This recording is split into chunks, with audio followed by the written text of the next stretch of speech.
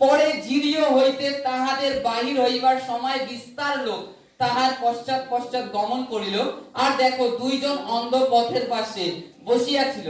সেই পথ দিয়া যিশু যাইতেছেন শুনিয়া তাহারা চেঁচাইয়া কহিল, প্রভু, দাউদ সন্তান, আমাদের প্রতি দয়া করুন।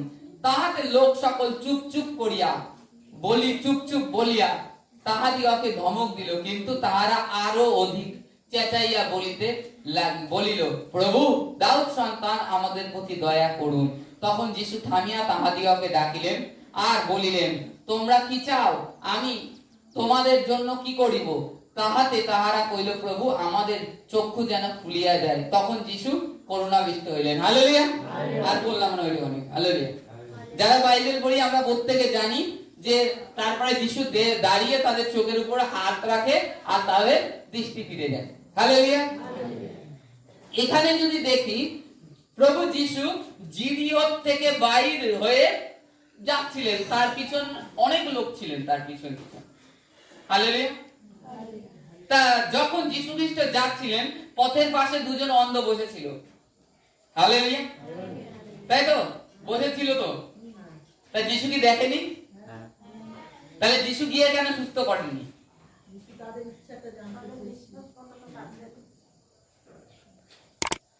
তাদের বিশ্বাস নয়।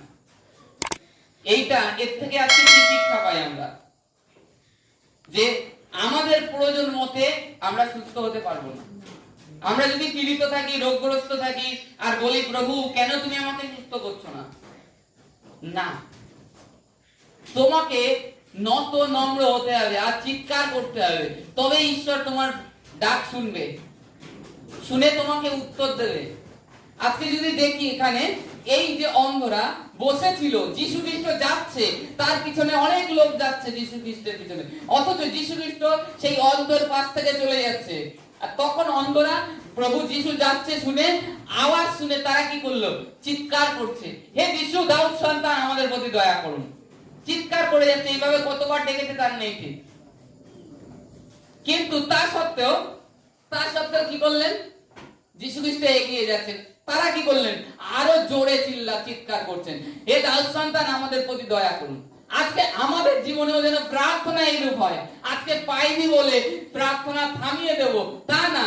প্রার্থনাটাকে আরো জোরে চিৎকার করে, আরো বেশি প্রার্থনা করে, যে প্রভু, আমি জানি তুমি আমার আওয়াজ শুনবে, আমি জানি তুমি আমার আওয়াজ শুনবে আর উত্তর দেবে আমাকে।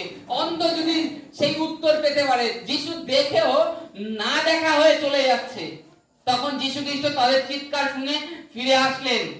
আর আজকে আমরা যদি প্রার্থনা না থামাই আমাদের জীবনে, বাক্য পড়া না ছাড়ি, ঈশ্বরের সঙ্গতিতে থাকি, ঈশ্বর আমাদের ওরকম ঘুরে এসে আবার আশীষ করবেন, ঘুরে এসে সুস্থ করবেন, রোগ থেকে উঠাবেন। কারণ আমরা ঈশ্বরকে ডাকতে ছাড়িনি, কমিয়ে দিনি, বন্ধ করে দিনি, থেমে যায়নি। তখন ঈশ্বর আসবেন, ফিরে এসে সুস্থ করবেন। আজকে প্রত্যেকে যখন পাই না, থেমে যাই, ঈশ্বরের বিরুদ্ধে কথা বলি। আমরা বলতে থাকি, আমি কতদিন ধরে আসছি, কি বৃত্তান্ত, এত প্রার্থনা করছি, ঈশ্বর কেন শুনছে না? ঈশ্বর সদা সর্বদা শোনে, কিন্তু তোমার ডাক তুমি কমিয়ে দিয়েছো, ঈশ্বরের প্রতি প্রেম তুমি কমিয়ে দিয়েছো। এই কারণের জন্য ঈশ্বর শুনেও শোনে না, দেখেও দেখছে না। অতএব তাকে আমাদেরকে ডাকতে হবে। একবার ডাকিছি শুনেনি, দুবার ডাকবো, তিনবার ডাকবো, চারবার ডাকবো, প্রার্থনার পর প্রার্থনা বাড়িয়ে যাব, কতক্ষণ শুনবে না সে? কতক্ষণ শুনবে না? তারপরে যদি না হয় উপবাস প্রার্থনা করব, কতক্ষণ শুনবে না?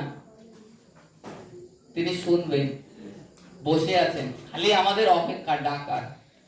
তা অতএব এর থেকে আমরা শিখি যে আমাদেরকে থেমে গেলে হবে না, বাড়িয়ে যেতে হবে, জোরে চিৎকার করে যেতে হবে ঈশ্বরের কাছে। ঈশ্বর থেকে তিনি দাঁড়িয়ে তখন নিজে ফিরে এসে আমাদেরকে সুস্থ করবেন। Hallelujah, hallelujah, hallelujah. যাদের